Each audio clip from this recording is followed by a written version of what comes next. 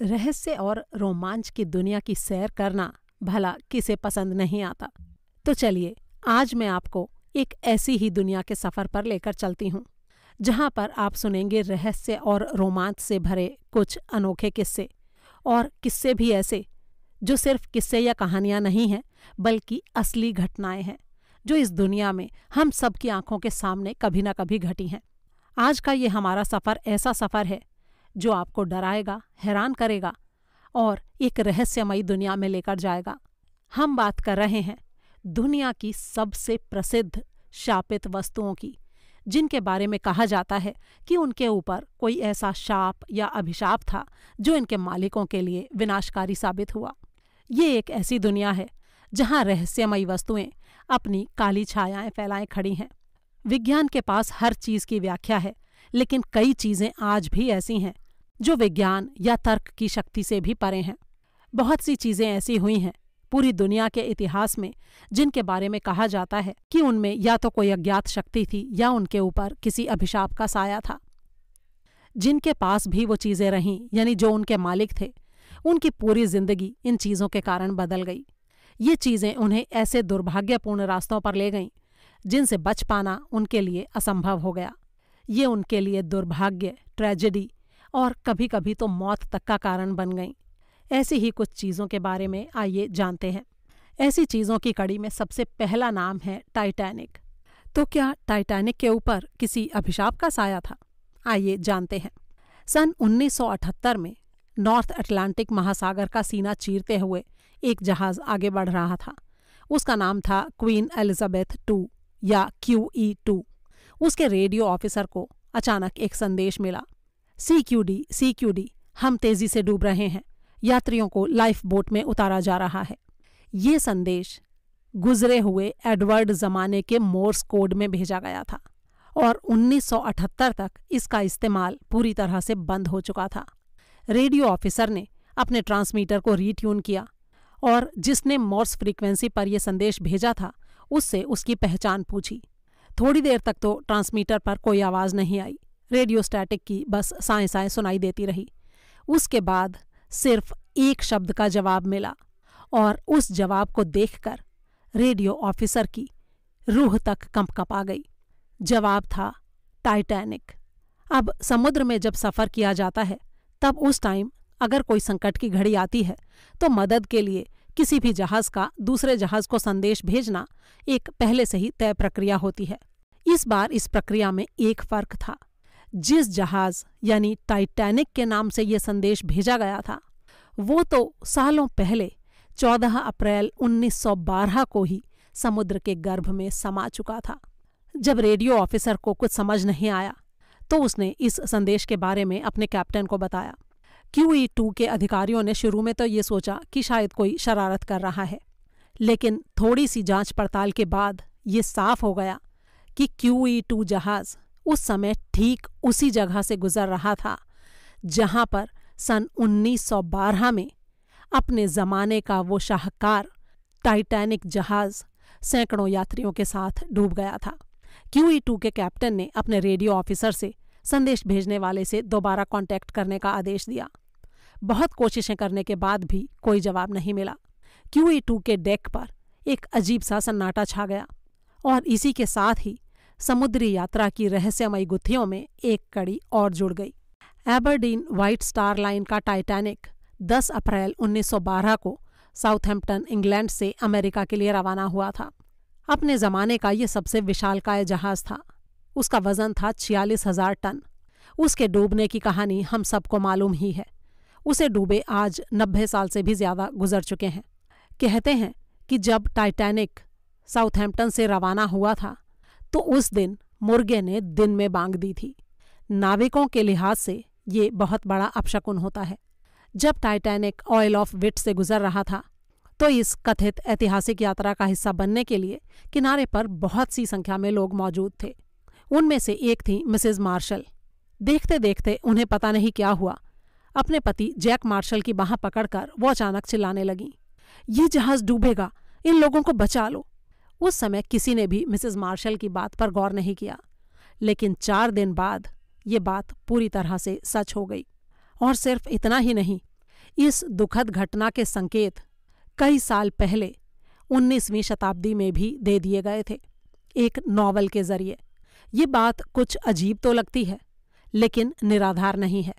सन 1898 में Morgan Robertson नाम के लेखक ने एक नॉवल लिखा था। उसके अंदर भी एक विशालकाय जहाज के डूबने की कहानी थी। अब वो जो कहानी थी उसमें और टाइटैनिक की कहानी में जो समानताएं हैं वो चौंका देने वाली हैं। रॉबर्टसन के उपन्यास में उस विशालकाय जहाज का नाम था टाइटन।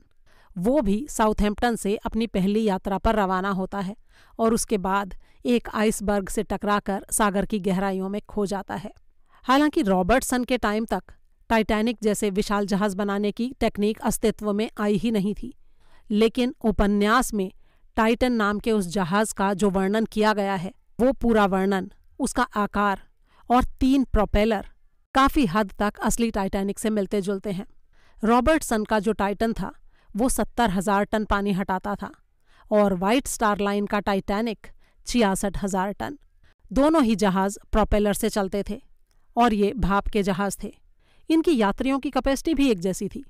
रॉबर्टसन की कहानी में जहाज डूबने के बाद अधिकतर यात्रियों के मरने का कारण था लाइफ बोट की कमी होना, और असली टाइटैनिक के मामले में भी ठीक यही बात थी। जब टाइटैनिक डूबा तो जहाज पर सिर्फ 20 लाइफ बोट्स थीं, जो करीब 2,500 यात्रियों के लिए बिल्कुल भी काफ़ी नहीं थीं। 14 अप्रैल की उस काली रात में 11:40 पर एक आइसबर्ग से टकराने के करीब 2.25 घंटे बाद टाइटैनिक इतिहास का हिस्सा बन चुका था। एक्सपर्ट्स का कहना है कि डूबने का प्रोसेस शुरू होने के बाद उसे पूरी तरह से समुद्र में समाने में सिर्फ 15 मिनट लगे थे और करीब 1,500 लोग असमय मारे गए थे। टाइटैनिक को किसका श्राप लगा था ये कहना तो मुश्किल है, लेकिन शायद इसका जवाब ब्रिटिश म्यूजियम से जुड़ा हो सकता है।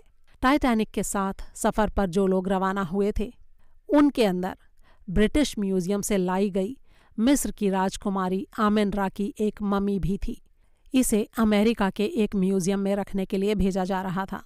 जानकारों का कहना है कि कायरो के पास खोदकर निकाली गई इस ममी के मृत्यु कक्ष की दीवारों पर लिखा था कि राजकुमारी के अंतिम विश्राम में खलल डालने वालों को मौत का श्राप मिलेगा। अब टाइटैनिक को ये श्राप लगा था या नहीं, इस बात पर तो मतभेद हो सकता है, लेकिन इस बात में ज़रा भी मतभेद नहीं है कि उसके डूबने के बाद से सागर की गहराइयों में लेटी आमिन रा के अंतिम विश्राम में कोई खलल नहीं पड़ा है। और अब इसी से जुड़ी एक और कहानी सुनते हैं, और फिर इन दोनों को सुनने के बाद आप खुद ही तय कीजिएगा कि टाइटैनिक वाकई अभिशप्त हुआ था या नहीं। पूरी दुनिया में मशहूर ज्योतिषी कीरो लंदन में अपने ऑफिस में चिंता में मग्न बैठे थे। तभी एक इंसान वहां आया जिसका नाम था डगलस। ये एक जाना माना, धनी, हंसमुख, सुंदर और शौकीन मिजाज आदमी था। उसने आते ही अपना दायां हाथ उनकी तरफ बढ़ाया और पूछा, जरा मेरा हाथ देखकर तो बताइए क्या कहता है मेरा दायां हाथ। कीरो ने उस हाथ को अपने हाथ में लेकर ध्यान से देखा और फिर छोड़ दिया। उनके दिल की धड़कन अचानक तेज हो गई थी। डगलस ने जोर देकर पूछा, अरे बताइए ना कीरो साहब, क्या लिखा है मेरे भाग्य में। कीरो ने कहा, जरा अपना बायां हाथ तो दिखाइए। डगलस ने बेचैनी से कहा, क्यों, दाएं हाथ ने कोई गुनाह किया है क्या? कीरो ने गंभीर आवाज में कहा, आपका दायां हाथ ज्यादा दिनों तक आपका साथ नहीं दे पाएगा। जल्द ही लॉटरी में कोई आश्चर्यजनक चीज आपको मिलेगी और उसके बाद आपको मुसीबतें झेलने के लिए तैयार रहना होगा। बंदूक की गोली से घायल आपके दाएं हाथ को काटना पड़ेगा। डगलस जोर से हंस पड़ा और बोला, मैं लॉटरी वॉटरी में यकीन नहीं करता, ना ही मुझे कोई लॉटरी पाने की इच्छा है और ना ही ज़रूरत। लेकिन कोई बात नहीं, अगर आपको बायां हाथ ही देखना है तो वो देख लीजिए। अब कीरो ने डगलस का बायां हाथ ध्यान से देखा और चिल्लाकर बोले, सावधान मिस्टर डगलस, अगर मिस्र से कोई भी वस्तु आपको उपहार में मिले तो उसे हाथ मत लगाइएगा, वरना परेशानी में पड़ जाएंगे। डगलस ने उपेक्षा भरे स्वर में कहा, क्या आप सबको कठिनाइयों और मुसीबतों की बातें करके ऐसे ही डराते हैं? अगर आप ऐसा ही करते रहेंगे तो कौन आएगा आपके पास? कीरो के होठों पर एक रहस्यमयी मुस्कान आई, लेकिन उन्होंने कहा कुछ नहीं। डगलस अपना विजिटिंग कार्ड छोड़कर चले गए। बात आई गई हो गई। दिन पर दिन बीतने लगे। कीरो अपने कामों में बिजी हो गए और भूल गए कि उन्होंने डगलस के बारे में कोई भविष्यवाणी की थी। इसी तरह 2 साल बीत गए। 2 साल के बाद एक दिन डगलस बड़े ही उदास और खिन्न कीरो के ऑफिस में पहुंचे। उनका दायां हाथ कंधे से कटा हुआ था। देखने से ही वो बहुत बीमार लग रहे थे। कीरो को देखते ही उनकी आंखों में आंसू आ गए। कीरो ने पूछा, क्यों, क्या हुआ? डगलस ने रोंधे गले से कहा, आपकी भविष्यवाणी सच निकली कीरो साहब। कीरो को सारी बातें याद हो आईं। उन्हें बड़ा ही दुख हुआ। सहानुभूति जताते हुए उन्होंने कहा, जरा शुरू से तो बताइए कैसे क्या हुआ। डगलस ने उन्हें बताया, ये बहुत ही दुखद कहानी है कीरो साहब। मेरे 2 दोस्त कायरो जा रहे थे। उन दोनों ने मुझसे बड़ी जिद की कि मैं भी उनके साथ चलूं। उनकी जिद के आगे मुझे झुकना पड़ा और हम तीनों हवाई जहाज से मिस्र की राजधानी कायरो पहुंच गए। वहां कुछ दिन काफ़ी मौज मस्ती में बीते। हमें सैर सपाटे के अलावा और कुछ सूझता ही नहीं था। फिर एक दिन मम्मी बेचने वालों का एक दल हमारे पास आया और हमें एक मम्मी खरीद लेने पर जोर देने लगा। मेरे दोनों दोस्तों ने भी कहा कि ये मिस्र की एक अच्छी यादगार होगी हमारे लिए, तो इसे ले ही लेना चाहिए। मेरा ऐसी पुरानी चीज़ों में कोई इंटरेस्ट नहीं है और ख़ास करके मम्मी वगैरह में तो कतई नहीं। लेकिन पता नहीं क्यों उस टाइम मेरे मन में कुछ ऐसी भावनाएं पैदा हुईं और ना चाहते हुए भी मैंने वो मम्मी खरीद ली। ये मम्मी एक ताबूत में बंद थी। ताबूत पर सोने और एनामल से किसी औरत की मूर्ति बनी हुई थी और मिस्री भाषा में उस औरत का परिचय लिखा हुआ था। उसका नाम था आमेनरा और वो किसी मंदिर की मुख्य पुजारिन थी। मेरे दोस्तों ने कहा, हम 3 लोग यहाँ पर आए हैं, तो ऐसा करते हैं, हम तीनों के नाम की पर्ची डालते हैं और फिर उसमें से एक नाम निकालते हैं। जिसके नाम से ये लॉटरी निकलेगी उसे ही ये मम्मी मिलेगी। हैरानी की बात थी कीरो साहब कि वो लॉटरी मेरे ही नाम निकली। मम्मी को पैक करके मैंने उसे लंदन में अपने घर के लिए रवाना कर दिया और निश्चिंत हो गया। एक दिन शिकार का आनंद लेने के लिए हम तीनों मित्र नाव पर सवार होकर नील नदी में घूम रहे थे। मेरे बाएं हाथ में भरी हुई बंदूक थी। शाम का समय था। नाव धीमी गति से हिचकोले लेते हुए बही जा रही थी। हम सबको बहुत ही अच्छा लग रहा था। तभी अचानक आकाश बादलों से गड़गड़ाने लगा। तेज आंधी चलने लगी और हमारी नाव डगमगाने लगी। नाव का बैलेंस बिगड़ गया। मुझे पता नहीं कैसे क्या हुआ और अचानक से मेरा बैलेंस बिगड़ा और मेरे हाथ से बंदूक का ट्रिगर दब गया और उससे निकली गोली मेरे खुद के ही दाएं हाथ में घुस गई। मैं बेहोश होकर गिर पड़ा। जब होश आया तो मैं कायरो के एक हॉस्पिटल में पड़ा था। डॉक्टरों की राय से मेरा दायां हाथ कंधे पर से काट दिया गया था क्योंकि वो सड़ने लगा था और उसका जहर पूरे शरीर में फैल जाने की संभावना थी। मेरे दोस्तों ने मुझे बताया कि नाव में मेरे बेहोश होकर गिर जाने के बाद तूफान और तेज हो गया था। बार बार कोशिश करने के बाद भी नाव तट की तरफ ना जाकर विपरीत दिशा की तरफ जाने लगती थी। 10 दिनों के बाद ही उसे कायरो के तट पर लाया जा सका था। अब मुझे कायरो में रहना अखरने लगा। जल्दी ही हम जहाज से लंदन के लिए निकल गए। रास्ते में ही मेरे दोनों दोस्तों की मौत हो गई। हालांकि वो बिल्कुल ठीक ठाक थे। उस समय मेरी जो हालत थी मैं आपके सामने बयान नहीं कर सकता। अपना दायां हाथ और अपने दोनों प्यारे मित्रों को खोकर बड़े ही बुझे मन से जब मैं लंदन अपने घर पर पहुंचा तो वहां पर कमरे में मम्मी मूर्ति की तरह स्थापित मुझे मिली। उसे ताबूत से बाहर निकाल दिया गया था। जैसे ही मैंने उसे देखा मेरी नज़रें मम्मी की नज़रों से जा मिलीं और पता नहीं क्यों मेरे पूरे शरीर में डर की एक लहर सी दौड़ गई। रोंगटे खड़े हो गए। उस मम्मी की आंखें अंगारों की तरह दहक रही थीं। अगले दिन मेरी एक मित्र मुझसे मिलने आई। वो एक प्रसिद्ध लेखिका थीं। मैंने उनसे मम्मी के करिश्मों के बारे में चर्चा की। तब उन्होंने कहा, मैं ये सब भूत वूत नहीं मानती। आपके साथ जो कुछ हुआ उसे मैं सिर्फ संयोग ही मान सकती हूँ। लेकिन फिर भी अगर आपको ऐसा कुछ लगता है तो आप ये मम्मी मुझे दे दीजिए। मैं इसे अपने शोकेस में सजा कर रखूँगी। मैंने तुरंत खुशी खुशी वो मम्मी उनको दे दी। लेकिन ऐसा होते ही अब विपत्तियों का सिलसिला उनके ऊपर शुरू हो गया। वे जैसे ही अपने घर पहुंची उनकी माँ उनसे मिलने के लिए दूसरी मंजिल से सीढ़ियाँ उतरने लगीं। अचानक उनका पैर फिसला और वो गिर पड़ी और उनका एक पैर टूट गया। कुछ दिनों तक बिस्तर पर पड़े छटपटाने के बाद उनकी मौत हो गई। उसके बाद लेखिका की सगाई टूट गई। उनके चारों कुत्ते अचानक बिना किसी वजह के पागल हो गए और उन्हें गोली मारनी पड़ी।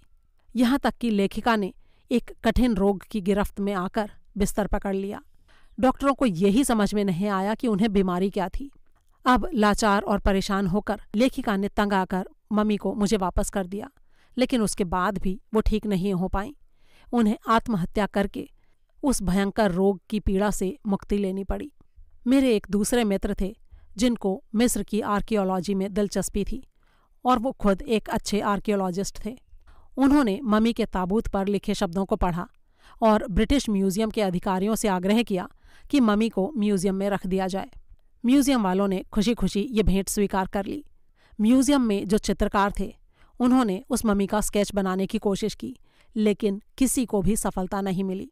अंत में काफ़ी कोशिशों के बाद एक बहुत ही मशहूर चित्रकार ने 4 बार कोशिश करने के बाद किसी तरह से स्केच बनाने में सफलता हासिल कर ही ली। लेकिन स्केच बनाकर जैसे ही वो बाहर निकला, एक घोड़ा गाड़ी ने उसे टक्कर मार दी। वो वहीं गिर गया और उसके साथ ही वो स्केच नष्ट हो गया। मेरे जिस आर्कियोलॉजिस्ट दोस्त की सलाह से मम्मी म्यूजियम में लाई गई थी, वो एक सुबह अपने बिस्तर पर मरा हुआ पाया गया। कुछ ही दिनों के बाद उस चित्रकार की भी मौत हो गई। ये सब सुनने के बाद ब्रिटिश म्यूजियम में सनसनी सी फैल गई। काफ़ी विचार विमर्श के बाद ये फैसला किया गया कि वो मम्मी न्यूयॉर्क म्यूजियम को गिफ्ट कर दी जाए। सारी औपचारिकताएं पूरी करने के बाद उसे ब्रिटेन से न्यूयॉर्क के लिए रवाना कर दिया गया और जिस जहाज़ में उसे भेजा गया उसका नाम था टाइटैनिक। लेकिन ट्रेजेडी देखिए, वो जहाज़ कभी भी अपनी मंजिल तक पहुंच ही नहीं पाया। 14 अप्रैल 1912 को वो उस मम्मी के साथ सैकड़ों दूसरे यात्रियों को लेकर समुद्र में डूब गया। इन शब्दों के साथ डगलस ने अपनी कहानी खत्म की और कीरो की तरफ देखा। कीरो के चेहरे पर डर और हैरानी के भाव छाए थे, और वो इसलिए क्योंकि उन्होंने डगलस के चेहरे पर मौत की छाप साफ साफ देख ली थी। इसके थोड़े ही दिनों के बाद डगलस की भी मौत हो गई और उनका बेटा भी काल के गाल में समा गया। अब इन दोनों कहानियों को सुनने के बाद आप खुद ही फैसला करें कि दुनिया में ऐसी बातों का कोई अस्तित्व है कि नहीं। चलिए अब इसी तरह की एक और कहानी सुनते हैं जो कि यहीं हमारे अपने भारत में घटी थी। ये बात है सन 1975 की। इस साल में 2 अलग अलग किस्म की फिल्में सिनेमाघरों में रिलीज हुई थीं। पहले हफ्ते में इन दोनों का ही कारोबार ठंडा रहा, लेकिन दूसरे हफ्ते से जबरदस्त भीड़ दोनों पर टूटने लगी और दोनों ही फिल्मों ने बॉक्स ऑफिस पर कामयाबी का एक नया इतिहास रच दिया। ये फिल्में थीं शोले और जय संतोषी माँ। एक मारधाड़ से भरपूर एक्शन फिल्म थी और दूसरी पूरी तरह से धार्मिक। अब शोले के लिए तो दर्शकों की दिलचस्पी आज इतने सालों के बाद भी वैसी की वैसी ही है, लेकिन जय संतोषी माँ का कुछ अता पता तक नहीं है। सन 75 में शोले जैसी फिल्म के सामने होने के बावजूद जय संतोषी माँ देश के 130 पिक्चर हॉल्स में लगातार 5 महीने तक चलती रही थी। लाखों लोगों को इसने 16 शुक्रवार का व्रत रखने के लिए प्रेरित भी किया था। लेकिन पता नहीं क्या बात थी कि इस सुपरहिट धार्मिक फिल्म से जुड़ी सारी हस्तियां एक एक करके गुमनामी के अंधेरे में खोती चली गईं। जय संतोषी माँ के जो निर्माता थे सतराम वोहरा, उन्होंने बड़ा फायदा होने के बावजूद खुद को दिवालिया घोषित कर दिया। तो उनकी सारी कमाई कहाँ गई? जो डिस्ट्रीब्यूटर थे केदारनाथ अग्रवाल, उनको उनके भाइयों ने धोखा दिया और उन्हें लकवा मार गया। उनका एक तेज तर्रार युवा पार्टनर था संदीप सेठी, वो भी फिर इसके बाद कभी इस तरह की कमाई नहीं कर पाया। चुनौती और लगाम जैसी मामूली फिल्में बनाने के बाद उन्होंने एक दूसरी फिल्म शुरू की, एक बड़ी फिल्म जिसमें रेखा और विनोद खन्ना थे। फिल्म का नाम था शत्रुता। इसका डायरेक्शन महेश भट्ट को दिया गया था, लेकिन ये फिल्म कभी पूरी ही नहीं हो पाई। जय संतोषी माँ के जो हीरो थे उनका नाम था आशीष कुमार। उनको बहुत सारी धार्मिक और पौराणिक फिल्मों के ऑफर मिले, लेकिन उनका कैरियर फिर कभी उस ऊंचाई तक नहीं पहुंच पाया जैसा जय संतोषी माँ से पहुंचा था। वो बस महिमा, काशी विश्वनाथ या नूपुर जैसी फिल्मों से चिपक कर ही रह गए। नूपुर तो बीच में ही अटक गई थी।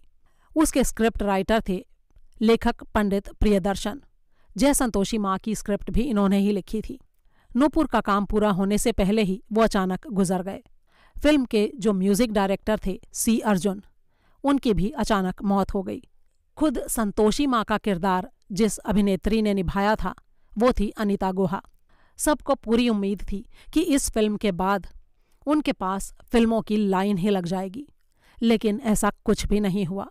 उनके पति जीवनंद दत्त की अचानक मौत हो गई और इसके बाद अनीता गुहा जैसे एकांतवास में चली गईं।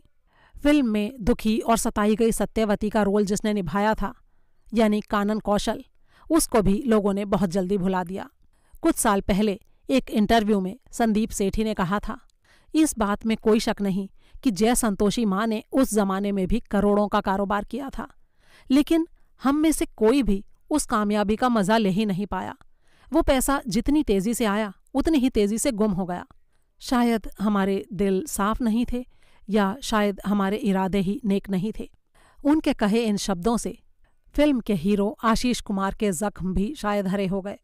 काफी समय की चुप्पी के बाद उन्होंने भी एक इंटरव्यू में कहा, अब तक मैं चुप रहा, लेकिन शायद अब सच कहने का टाइम आ गया है। इस फिल्म का असली प्रोड्यूसर डायरेक्टर मैं ही था। मेरे जरिए ही देवी ने पूरे देश के कोने कोने में चमत्कार दिखाया। मैंने उस जमाने की मशहूर डांसर बेला बोस से शादी की थी 1967 में, लेकिन हमारी कोई औलाद नहीं हुई। हमारे जो पारिवारिक पंडित थे उन्होंने मेरी पत्नी बेला को 16 शुक्रवार तक संतोषी माँ का व्रत करने को कहा था। बेला ने उनकी सलाह मानी और 11वें ही शुक्रवार को वो गर्भवती हो गई। हमारी जो कम्युनिटी है उसमें गर्भवती औरतें पूजा पर नहीं बैठती हैं, इसलिए बेला ने अगले शुक्रवार को मुझसे वो कथा पढ़कर सुनाने के लिए कहा। मैं इससे पहले भी कई धार्मिक और पौराणिक फिल्मों में काम कर चुका था। जब मैंने वो कहानी पढ़कर अपनी पत्नी को सुनाई तो मुझे लगा कि इसके ऊपर तो एक बड़ी इंटरेस्टिंग फिल्म बन सकती है। सिर्फ सास के किरदार को बड़ी भाभी में बदल देना था। जल्दी ही मेरी बेटी मंजूश्री का जन्म हुआ और उसके साथ ही संतोषी माँ पर फिल्म बनाने का मेरा विचार भी मजबूत होता गया। लेकिन फिल्म के लिए फाइनेंस का इंतजाम करना आसान काम नहीं था। बेला के एक राखीबंद भाई थे जिनका नाम था सतराम। वो अक्सर हमारे घर आया करते थे। एक दिन ताश खेलते समय सतराम ने बताया कि संजीव कुमार और बेला बोस को लेकर वो एक फिल्म बना रहे हैं, रॉकी मेरा नाम। वो फाइनेंशियल क्राइसिस में है और पैसे की उस कमी को पूरा करने के लिए उन्हें पहले जल्दी से एक छोटे बजट की फिल्म बनानी पड़ेगी। तब मौका देखकर मैंने उनको जय संतोषी माँ के बारे में सुझाया। सतराम को ये प्रोजेक्ट पसंद आया, लेकिन उन्होंने मुझसे कहा कि वो उनके गुरु और फाइनेंसर सरस्वती गंगाराम को राजी कर लें। मैंने उनसे बात की और उन्हें 50,000 रुपये देने पर राजी कर लिया। कानन कौशल, भरत भूषण और महिपाल को फिल्म में काम करने के लिए तैयार किया गया। हीरोइन के तौर पर अनीता गुहा को लिया गया। मेरे दोस्त और सहायक विजय शर्मा को फिल्म का डायरेक्शन सौंप दिया गया और इस तरह से ये फिल्म बनकर तैयार हुई। अब फिल्म तो बन गई, इसके बनते हुए काफ़ी आर्थिक दिक्कतें भी आईं, लेकिन जैसे तैसे आखिर ये पूरी हो ही गई। अब समस्या थी इसके डिस्ट्रीब्यूशन की। फिल्म को देखने के बाद कोई भी डिस्ट्रीब्यूटर इसे खरीदने को तैयार नहीं था। आखिरकार आशीष कुमार की मुलाकात हुई केदारनाथ अग्रवाल से। उन्होंने कुछ शर्तों के साथ इसे खरीदना स्वीकार कर लिया। फिल्म को सिनेमाघरों में रिलीज कर दिया गया, लेकिन दर्शक आए ही नहीं। मुंबई के एक थिएटर में पहले शो में सिर्फ 56 रुपये की कमाई हुई।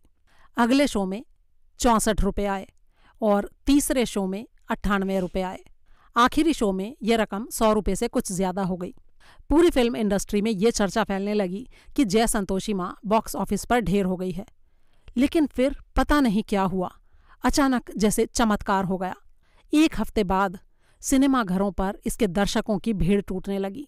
इसके टिकट ब्लैक में बिकने लगे और उसके बाद जो हुआ वो तो बॉक्स ऑफिस की हिस्ट्री में सुनहरे अक्षरों में लिखा हुआ है। जय संतोषी माँ के लिए दर्शकों ने जैसा भक्तिभाव दिखाया वैसा आज तक किसी भी दूसरी धार्मिक फिल्म को नसीब नहीं हुआ।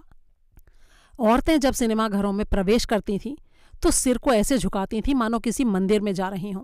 वे बाहर अगरबत्ती जलातीं और पर्दे पर फूल और पैसे फेंकती थीं। कई तो सिनेमाघरों में ही शुक्रवार का व्रत तोड़कर प्रसाद बांटती थीं। इस फिल्म की कामयाबी के बाद देश में जगह जगह संतोषी माँ के मंदिर बन गए। अनीता गुहा जहां भी जाती जय संतोषी माँ के जय जयकार के साथ भक्तों की भीड़ उनको घेर लेती। सिर्फ मुंबई के अंदर ही इस फिल्म ने 18 हफ्तों में 25 लाख रुपए की कमाई की। दिल्ली और यूपी में तो इसका कारोबार पिछली हिट फिल्म बॉबी के आंकड़े को भी पार कर गया और देखते ही देखते कारोबारी कामयाबी के मामले में यह फिल्म मदर इंडिया, मुगले आजम और शोले की कैटेगरी में शामिल हो गई। अब एक तरफ तो जय संतोषी माँ के ऊपर नोट ही नोट बरस रहे थे और दूसरी तरफ इसके निर्माताओं में कमाई के बंटवारे को लेकर झगड़े शुरू हो चुके थे। कड़वाहट इस कदर बढ़ी कि सब अलग अलग हो गए और बस यहीं से उनके बुरे दिनों की शुरुआत हो गई। आशीष कुमार ने कुछ टाइम तक कथा संतोषी माँ नाम के नाटक के कुछ शो किए और फिर अपनी सारी जमा पूंजी लगाकर 16 शुक्रवार नाम की फिल्म बनाई। इसे 22 फरवरी 1977 को पिक्चर हॉल्स में रिलीज किया गया। आशीष कुमार को पूरी उम्मीद थी कि जय संतोषी माँ की तरह इसके ऊपर भी छप्पर फाड़ कर नोट बरसेंगे, लेकिन ऐसा कुछ भी नहीं हुआ। इसके बाद आई गंगा सागर। वो चली तो सही, लेकिन जय संतोषी माँ की बराबरी नहीं कर पाई। आशीष कुमार कहा करते थे, जय संतोषी माँ फिल्म एक चमत्कार थी। छोटे बजट की फिल्म से इतनी बड़ी कामयाबी की उम्मीद किसी को नहीं थी। उस जमाने में उस फिल्म ने 25 करोड़ रुपए का कारोबार किया था और उसके बाद कोई भी दूसरी धार्मिक फिल्म इतनी हिट नहीं हुई। और इतनी कामयाबी मिलने के बावजूद जय संतोषी माँ के साथ जितनी भी हस्तियां जुड़ी हुई थीं, उनमें से कोई भी ना तो आगे फल फूल पाई और सभी के साथ कोई ना कोई हादसे भी जरूर हुए। तो इसका क्या कारण हो सकता है? क्या ये संतोषी माँ का अभिशाप था या फिर कुछ और? ऐसी ही एक और कहानी है कराची में बनी अमेरिकन एम्बेसी की। 100 साल पुरानी ये एम्बेसी एक भविष्यवाणी से अभिशप्त है। बहुत कोशिशों के बावजूद उसे इस शाप से मुक्त नहीं किया जा सका है। ये एम्बेसी कराची की एक फैशनेबल जगह विक्टोरिया मार्ग पर बनी है।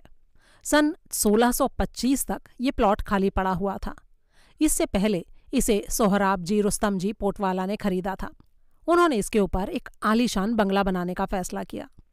अब इस प्लॉट पर एक पीर की पुरानी कब्र थी जिसकी देखभाल एक फकीर किया करता था। उस फकीर ने सोहराब जी से आकर कहा कि वो इस प्लॉट पर अपना बंगला ना बनाए, लेकिन सोहराब जी ने उसकी बात पर जरा भी ध्यान नहीं दिया। तब फकीर ने सोहराब जी को श्राप दिया कि अगर तुमने वहां कोई बंगला बनवाया तो तुम्हारा सर्वनाश हो जाएगा और जो भी वहां रहने की कोशिश करेगा उसका भी सर्वनाश हो जाएगा। इसके बाद भी सोहराब जी ने उसकी बात पर ध्यान नहीं दिया। जैसे ही बंगला बनना शुरू हुआ, प्लॉट में से अचानक सांप निकलने लगे। ये सांप एक एक करके बंगला बनाने वाले मजदूरों को काटने लगे। 2 मजदूर एक दीवार के गिर जाने से दबकर मर गए। इसके बाद एक दिन सोहराब जी का लड़का वहां बंगले का काम देखने के लिए आया, लेकिन अचानक एक जीने पर से उसका पांव फिसल गया। सोहराब जी उसे बचाने के लिए दौड़े, लेकिन दोनों एक साथ ही नीचे गिरे और गिरते ही वहीं दोनों की मौत हो गई। इस दुर्घटना के कुछ दिनों बाद सोहराब जी का दूसरा लड़का भी खून में फैले जहर के कारण चल बसा। एक के बाद एक होने वाली इन हैरानी भरी घटनाओं से सोहराब जी के वंश का जो एकमात्र व्यक्ति बचा था, हॉर्मस जी, वो इतना डिप्रेस हो गया कि उसने सुसाइड कर लिया और इस तरह से सोहराब जी के वंश का कोई नाम लेने वाला भी नहीं रहा। अब इस अधूरे बंगले को मिस्टर रील्ड नाम के एक रिटायर्ड अंग्रेज ने खरीद लिया। वो इसे पूरा बनाकर अपनी पत्नी के साथ अपना बाकी जीवन वहां बिताना चाहता था, लेकिन काम शुरू करने के 1 महीने बाद ही मिस्टर रील्ड अचानक पागल हो गए और मिसेस रील्ड ने आत्महत्या कर ली। उसके बाद इस बंगले को खरीदा 4 जूनियर अंग्रेज ऑफिसर्स ने। फकीर ने उनको भी चेतावनी दी, लेकिन उन्होंने कहा कि वे ऐसी बातों पर यकीन नहीं करते। तब फकीर ने उनसे कहा, जमीन, हवा, आग और पानी तुम चारों की जान लेंगे। फिर वो वहां से चला गया। इस बात के कुछ दिनों बाद एक अंग्रेज ऑफिसर बंगले के बाहर खुदे एक गड्ढे में गिरकर मर गया, यानी कि उसकी जान ली जमीन ने। दूसरा अंग्रेज इंग्लैंड में एक विमान दुर्घटना में मारा गया। तीसरा अधिकारी एक लालटेन के फट जाने से उसकी आग में जलकर मर गया। अब चौथा अधिकारी टेंशन में आ गया।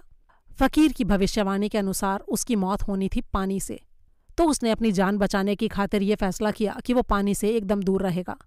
उसने तैरना और नहाना तक छोड़ दिया। नल और कुएं का पानी छोड़कर सिर्फ सोडा और लेमन ही पीने लगा, लेकिन वो अपनी नियति से फिर भी बच नहीं पाया। एक दिन सोडे की बोतल खोलते समय बोतल फट गई और उसके आघात से उसकी मौत हो गई। इसके बाद ये बंगला खाली पड़ा रहा। कई अजनबियों ने इसे खाली देखकर वहां रहना शुरू किया, लेकिन उनमें से कोई भी जिंदा नहीं बच पाया। अंत में सन 1625 में इस मनहूस बंगले को गिरा दिया गया। अगले 30 सालों तक बंगले का प्लॉट फिर खाली पड़ा रहा। अब तक सबको फकीर की भविष्यवाणी के बारे में पता चल गया था इसलिए किसी की भी हिम्मत वहां आकर रहने की नहीं होती थी। सन 1655 में अमेरिकी सरकार ने इस प्लॉट को खरीदकर वहां अपनी एम्बेसी बनाने का फैसला किया। एम्बेसी के जो आर्किटेक्ट थे उनका नाम था रिचर्ड न्यूत्रा। उसने नक्शा बनाते हुए इस बात का पूरा ध्यान रखा कि जहां पर पीर की कब्र थी उसके ऊपर कोई भी कंस्ट्रक्शन ना की जाए। जो भी कंस्ट्रक्शन हो वो उसके चारों तरफ हो। उस जगह को पूरी तरह से खाली छोड़ दिया जाए, पूरे सम्मान के साथ। जब एम्बेसी की नींव रखी गई उस समय वहां पर पाकिस्तान के जो उस टाइम के राष्ट्रपति थे सिकंदर मिर्जा, उनके अलावा मुसलमानों के एक धार्मिक नेता भी वहां मौजूद थे। उन्होंने उस प्लॉट को अपना आशीर्वाद दिया ताकि वो फकीर के शाप से मुक्त रह सके। जैसे ही प्लॉट के ऊपर कंस्ट्रक्शन का काम शुरू हुआ, कई मजदूर बिजली का तार छू जाने के कारण मारे गए। 2-1 को गिरने से मामूली चोटें आ गईं। न्यूत्रा ने इन घटनाओं को ये कहकर टाल दिया कि ऐसी दुर्घटनाएं तो हर साइट पर हो ही जाती हैं। जब एम्बेसी के कंस्ट्रक्शन का काम पूरा हो गया तो उसका उद्घाटन करने के लिए अमेरिका के जो उस टाइम के उपराष्ट्रपति थे लिंडन जॉनसन, वो यहाँ पर आए 15 जुलाई 1661 को। वहां आने के बाद उन्हें अजीब अजीब बातें सुनाई और दिखाई देने लगीं। उन्हें बताया गया कि रात को एम्बेसी से तरह तरह की डरावनी आवाज़ें आती हैं। कुछ अमेरिकी ऑफिसर्स ने बताया कि रात को अजीब अजीब आकृतियों वाले लोग एम्बेसी की छत पर घूमते रहते हैं और इंसानों को देखते ही फिर गायब हो जाते हैं। जब जॉनसन एम्बेसी का उद्घाटन करने के लिए आए उस समय एक और बड़ी ही विचित्र घटना घटी। उनके जो पर्सनल सेक्रेटरी थे वो अचानक बड़े ही रहस्यमय तरीके से एक कमरे में बंद हो गए। बड़ी मुश्किल से उनको बाहर निकाला जा सका। जब लोगों ने कमरे में बंद उस सेक्रेटरी की चीखें सुनी तो चाबी से कमरे को खोलने की कोशिश की गई, लेकिन कमरा नहीं खुला, हालांकि वो चाबी उसी कमरे की थी। अंत में कमरे के दरवाजे को तोड़ दिया गया, तब कहीं जाकर वो सेक्रेटरी कमरे से बाहर आ सके। ये सब देखकर जॉनसन ने एम्बेसी और पाकिस्तान सरकार के ऑफिसर से पूछा कि इस शाप को मिटाने के लिए क्या क्या किया जा सकता है। किसी के पास भी उनके इस सवाल का जवाब नहीं था। सब ने दबे स्वर में इतना ही कहा कि हालांकि न्यूत्रा ने पीर की कब्र के ऊपर कंस्ट्रक्शन ना करके उनको खुश रखने की काफ़ी कोशिश की है और इससे उनकी नाराज़गी काफ़ी हद तक कम भी हो गई है, लेकिन ऐसा नहीं लगता कि श्राप पूरी तरह से वापस ले लिया गया है। जॉनसन ने फिर से पूछा, तो इसके लिए क्या किया जाए? इस बात का जवाब किसी के पास नहीं था। सबको मन ही मन ये तो लग रहा था कि जब तक अमेरिकन एम्बेसी वहाँ से नहीं हटेगी पीर का शाप उसके ऊपर चालू रहेगा। लेकिन इतनी कीमती एम्बेसी को क्या अचानक से ऐसे ही हटाया जा सकता था? और फिर एक दिन ये समस्या अपने आप ही हल हो गई। पाकिस्तान सरकार ने फैसला किया कि उसकी राजधानी कराची की बजाय इस्लामाबाद में होगी। अब अमेरिकी सरकार को भी अपनी एम्बेसी कराची से हटाकर इस्लामाबाद ले जानी पड़ी और इस तरह से फ़कीर का श्राप आखिरकार रंग लाकर ही रहा कि कोई भी वहाँ पर बस नहीं पाएगा।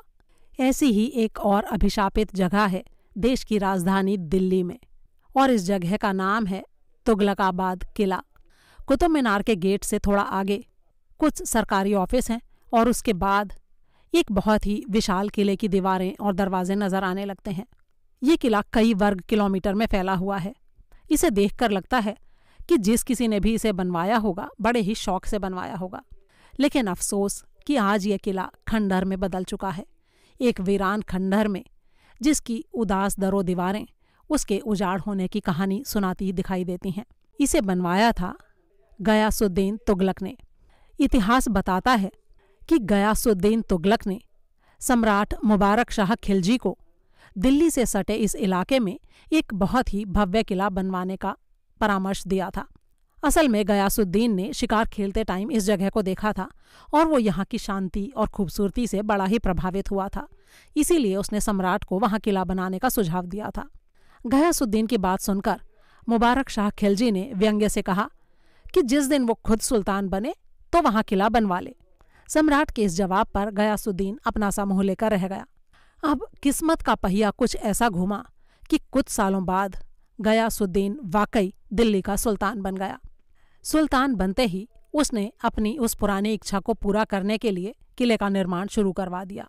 लेकिन समस्या ये थी कि निर्माण के लिए रोजाना बहुत ही कम मजदूर जुट पाते थे, जबकि वो जल्दी से जल्दी किले को पूरा करवाना चाहता था।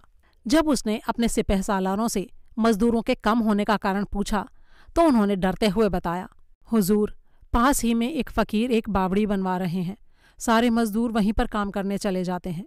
गयासुद्दीन तुगलक ने उस फकीर का नाम पूछा तो पता चला कि उनका नाम है हजरत निजामुद्दीन। गयासुद्दीन को ये बात बहुत ही नागवार गुजरी कि सुल्तान का काम न करके सारे मजदूर एक फकीर के लिए काम कर रहे थे। उसने तुरंत आदेश देकर बावड़ी का काम रुकवा दिया। लेकिन कुछ ही दिनों के बाद उसे पता चला कि बावड़ी का काम तो बिना रुके अभी तक जारी था। असल में हो ये रहा था कि मजदूर दिन में तो सुल्तान के किले का काम करते थे और रात को तेल के दियों की रोशनी में हजरत निजामुद्दीन की बावड़ी बनाते थे। ये बात पता चलते ही गयासुद्दीन गुस्से में आ गया। उसने आदेश जारी करवा दिया कि हजरत निजामुद्दीन को तेल बिल्कुल ना बेचा जाए। अब कुछ दिनों के बाद सुल्तान ने जब फिर से पता किया तो उसे पता चला कि मजदूर तो अभी भी बावड़ी बना रहे हैं। उसे हैरानी हुई कि आखिर अंधेरे में वो काम कैसे करते होंगे। पता करने के लिए उसने अपने जासूसों को भेजा और जो कुछ उन्होंने आकर बताया उसे सुनकर वो हैरान रह गया।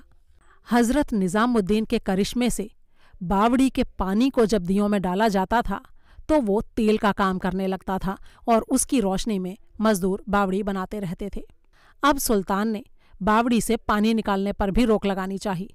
जब उसने ये आदेश जारी किया तब हजरत निजामुद्दीन को गुस्सा आ गया और उन्होंने गयासुद्दीन तुगलक द्वारा बनवाए जा रहे किले को श्राप दे दिया, या रहे ये ऊसर या बसें गूजर।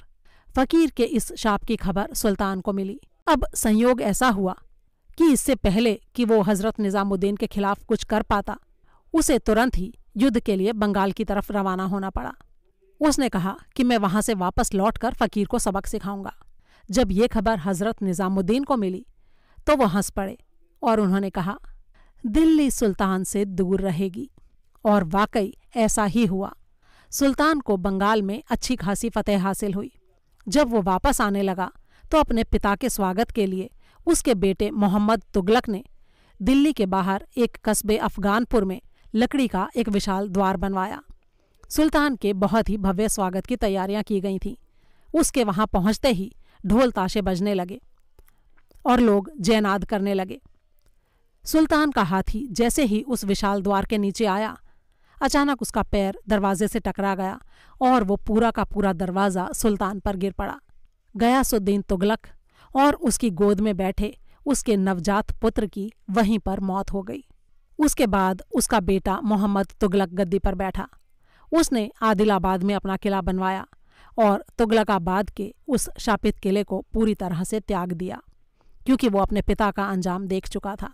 धीरे धीरे बीतते समय के साथ वहाँ पर जंगली जानवर विचरने लगे और गुजर जाति के लोगों ने इस किले में डेरा डाल दिया और इस तरह हजरत निजामुद्दीन का दूसरा श्राप भी सच हुआ, या रहे ऊसर या बसें गूजर। तो चलिए दोस्तों, आज के अपने इस सफ़र की यहीं पर समाप्ति करते हैं और ये सच्ची कहानियाँ आपको कैसी लगीं इसके बारे में अपनी राय कमेंट बॉक्स में शेयर करना बिल्कुल भी ना भूलें। जल्दी ही एक और वीडियो के साथ आपसे फिर मुलाकात होगी। तब तक के लिए विदा।